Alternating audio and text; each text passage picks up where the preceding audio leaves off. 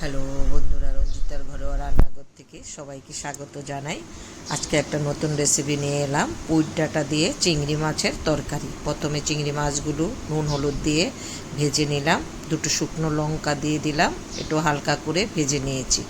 কালো জিরে ফোড়ন দিয়ে দিলাম আর কিছুটা পেঁয়াজ কুচি দিয়ে দিলাম, দিয়ে এবার ভালো করে লাল করে ভেজে নেব।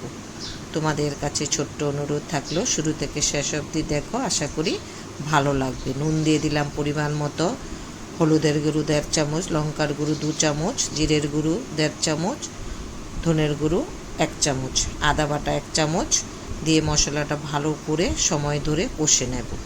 কয়েকটা কাঁচা লঙ্কা দিয়ে দিলাম, কষানো হয়ে গেছে। এবার সবজিগুলো আস্তে আস্তে সব আমি দিয়ে দিচ্ছি।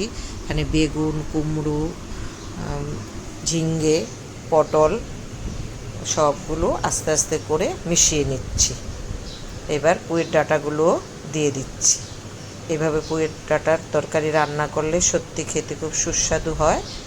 এভাবে এবার আমি আস্তে আস্তে করে কিছুক্ষণ পর পর ঢাকনা দিয়ে দিয়ে সিদ্ধ করে নেব। আর ভেজে রাখা চিংড়ি মাছটাও দিয়ে দিলাম, আবারও ঢাকা দিয়ে দিলাম সিদ্ধ হওয়ার জন্য।